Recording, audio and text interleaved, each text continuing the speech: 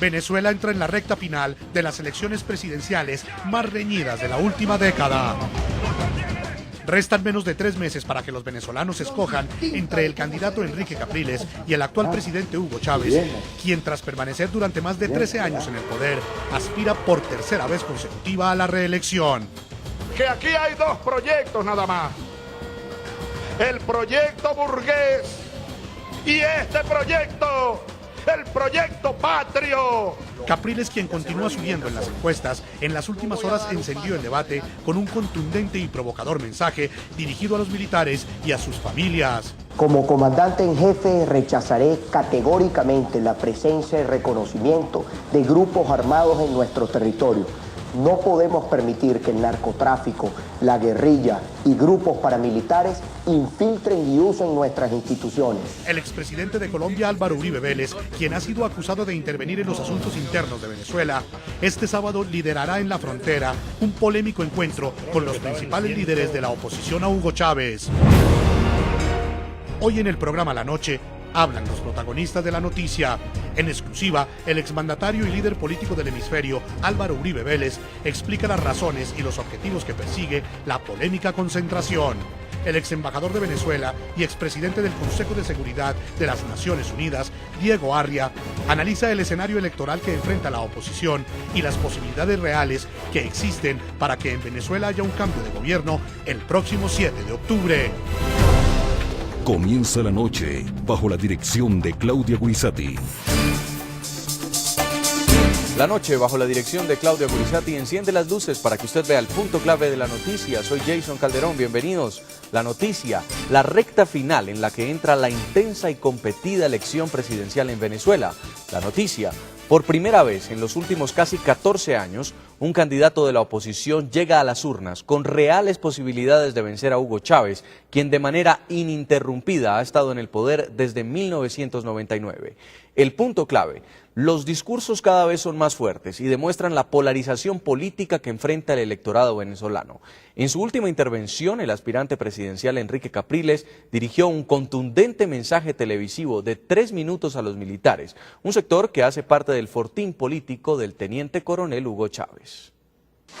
Bajo mi liderazgo, sin persecuciones, nuestra Fuerza Armada estará comprometida con la libertad, el bienestar de los venezolanos, la defensa de la soberanía y la independencia de nuestra Venezuela. El punto clave, lo que podría parecer indebido en otros países de América Latina, no lo es en Venezuela. Allí los militares pueden votar y, como en cualquier democracia de América Latina, son un factor de poder. No obstante, tras la emisión del polémico mensaje, el mismo Enrique Capriles denunció que en los cuarteles no fue permitido que los militares escucharan su mensaje. Informo que se ordena la prohibición expresa y absoluta que el personal de oficiales, suboficiales, así como el personal civil que se desempeña en las distintas dependencias militares, seguir cualquier programación televisiva de los canales Globovisión, Venevisión y Televen o transmitida por cualquier medio radioelectrónico privado. Con esas órdenes lo que hicieron es que más integrantes de nuestra Fuerza Armada pudieran ver el mensaje. La noticia, la respuesta de Hugo Chávez no se hizo esperar. El candidato presidente aseguró que es falso el documento que contenía la supuesta prohibición a los militares de ver y escuchar el mensaje de Capriles. De inmediato sale el candidato burgués, el enmascarado de latón, el candidato del gobierno dio la orden porque tiene miedo que los militares oigan al próximo comandante en jefe, con eso se llenan la boca. Esto lo que hace es, bueno, se le cae la máscara, pero se le pulveriza la máscara al candidato de la extrema derecha, al enmascarado de latón. Esto es, cuando él dice, no, es que es el presidente, es el alto mando, que no quiere que vean mi mensaje. Está irrespetando al alto mando militar y a la Fuerza Armada como tal. Pero más allá de eso, se revela su carácter engañoso, su irresponsabilidad. Es una verdadera, grandísima irresponsabilidad y sobre todo para alguien que pretende ser presidente de un país, imagínate tú. El punto clave: a la ya tensa campaña electoral en Venezuela entra un nuevo y polémico actor. El expresidente de Colombia y líder regional Álvaro Uribe Vélez anunció que este fin de semana realizará un recorrido por la frontera colombo-venezolana. Allí sostendrá un encuentro que ha denominado En Defensa de la Democracia de Venezuela. A la reunión asistirán los principales líderes de la oposición al presidente Hugo Chávez. Álvaro Uribe Vélez consolidó su imagen internacional como un férreo contendor del terrorismo y un agudo opositor del socialismo del siglo XXI encabezado por Hugo Chávez. Como presidente de Colombia, Uribe Vélez le dio un viraje al conflicto con el grupo terrorista de las FARC. Su política de seguridad democrática permitió que las fuerzas militares alcanzaran a cabecillas como alias Raúl Reyes y la Operación Jaque, que logró la libertad de 15 secuestrados, 11 integrantes de Fuerza Pública, 3 estadounidenses y la excandidata presidencial Ingrid Betancourt. Uribe también se convirtió en el más fuerte opositor de Hugo Chávez desde la Casa de Nariño. Durante el periodo presidencial de Uribe, el gobierno colombiano tuvo que enfrentar varias crisis políticas con Venezuela. La captura de Rodrigo Granda en territorio venezolano a inicios del 2005 detonó la primera crisis entre ambos países. La verdad, presidente Chávez, es que nosotros necesitamos una mediación contra el terrorismo y no legitimadores del terrorismo. Sus palabras, sus actitudes dan la impresión de que usted no está interesado en la paz de Colombia, sino en que Colombia sea víctima de un gobierno terrorista de las FARC. Luego de la Operación Fénix, en la que murió Raúl Reyes, el presidente Chávez movilizó 10 tropas del ejército bolivariano a la frontera con Colombia. El presidente Uribe es un criminal. Es un criminal. También fue el gobierno de Uribe el que denunció la supuesta presencia de campamentos de las FARC en territorio venezolano. La OEA fue el escenario de las tensiones. Y con quien debe romper relaciones es con las bandas criminales, no con el gobierno legítimo de Colombia. Uribe es capaz incluso, lo alerto, de mandar a montar un campamento simulado del lado venezolano en alguna selva de esas para atacarlo, bombardearlo y producir una guerra entre Colombia y Venezuela. Ya como expresidente, Uribe no cesó las críticas contra Chávez y cuestionó las actuales relaciones diplomáticas y comerciales entre su sucesor, Juan Manuel Santos, y el gobierno bolivariano. Incluso Uribe llegó a solicitarle a la oposición venezolana que le reclamara a Santos por sus lazos con Hugo Chávez, calificado por el expresidente como un dictador. Dicen que el presidente Chávez, el presidente Santos va a Venezuela el 28. Que no producen un manifiesto en los días anteriores, y lo publican, diciendo el presidente Santos, estamos desconcertados. ¿Cómo le dan ustedes más peso a $800 millones o a 400 que a los valores democráticos? Los valores democráticos no tienen precio. El mismo Enrique Capriles le ha pedido a Uribe mantener la distancia con el proceso electoral venezolano. Le digo al expresidente Uribe, como al presidente Santos, como a cualquier otro jefe de Estado o expresidente, no se meta en el proceso electoral de Venezuela. La red social Twitter también le ha servido a Uribe para lanzar sus diatribas contra el gobierno venezolano.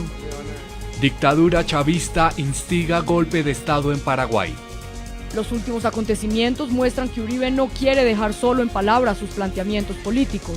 Hace una semana, el expresidente lanzó el movimiento Puro Centro Democrático, formación que tomará las banderas de la oposición contra el presidente Juan Manuel Santos. Estamos en desacuerdo que por $800 millones se legitime una dictadura que da refugio a los terroristas colombianos. En Medellín, Antioquia, saludamos a esta hora a Álvaro Uribe Vélez, expresidente de Colombia. Expresidente Uribe, bienvenido al programa. Muchas gracias, Jason. Mi saludo a usted, a todos los televidentes, al señor embajador Diego Arria y a don Osvaldo Álvarez. Muchas gracias. También nos acompaña desde Caracas, Venezuela, Diego Arria, ex embajador venezolano, expresidente del Consejo de Seguridad y exsecretario general adjunto de la ONU. Señor Arria, bienvenido.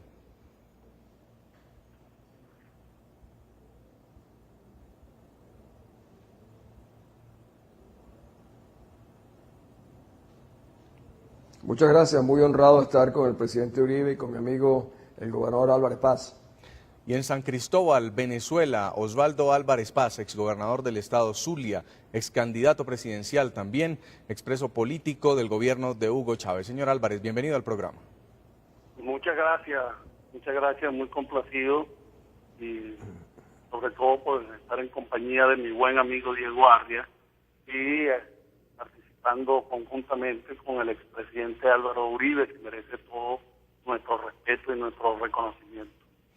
Quiero comenzar con usted, expresidente Uribe, a propósito de este encuentro mañana en el puente Simón Bolívar, el puente fronterizo entre Colombia y Venezuela, en un evento que usted ha llamado En Defensa de la Democracia de Venezuela. ¿De qué se trata? Bueno, Jason, nosotros vamos a acudir allí con el propósito de denunciar atropellos de la dictadura de Chávez, que afecta no solamente a Venezuela, sino al pueblo colombiano. Y me complace mucho este programa con el ex embajador Diego Arria y con el ex gobernador Osvaldo Álvarez. A ellos y a todo el hermano pueblo de Venezuela nuestro afecto.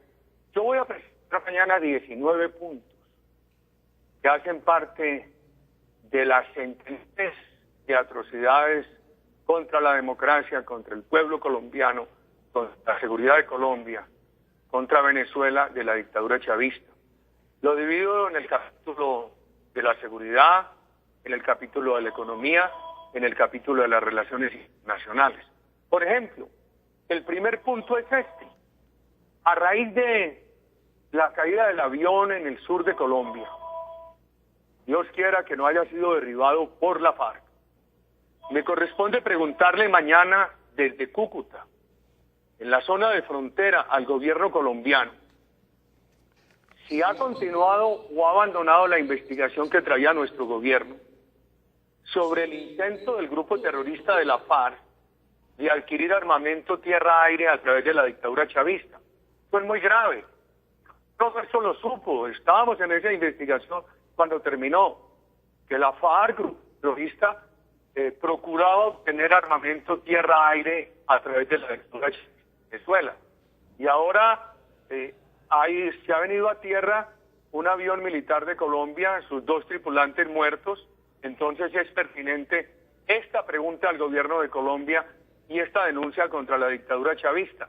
Ese es el primero de los 19 puntos que voy a presentar mañana en la zona de frontera, allí donde convergen nuestros hermanos colombianos y nuestros hermanos venezolanos.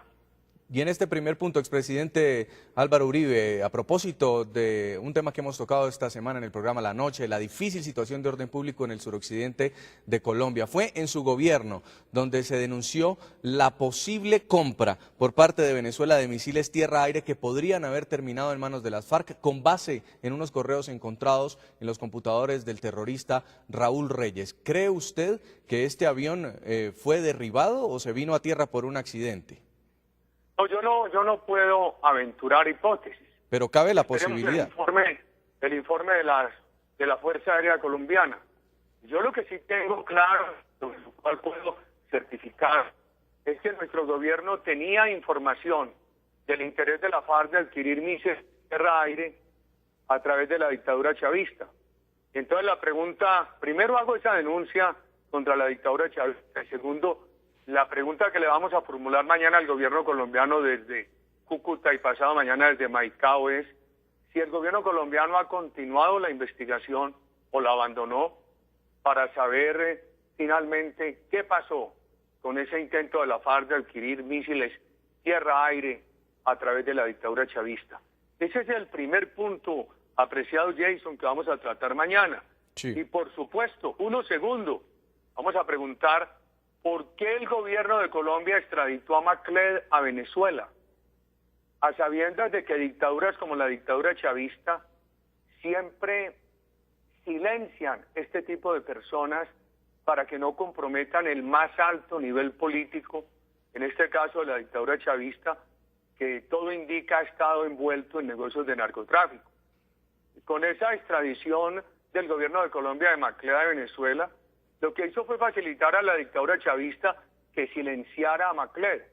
Y la dictadura chavista lo sabe hacer como lo han hecho otras dictaduras. Conocemos como la dictadura de Cuba, para evitar que fuera involucrado el más alto nivel político en aquello que se llamó la conexión cubana de la droga, lo que hizo fue fusilar a los generales que estaban involucrados en el tema. La dictadura chavista tiene silenciado a Macled.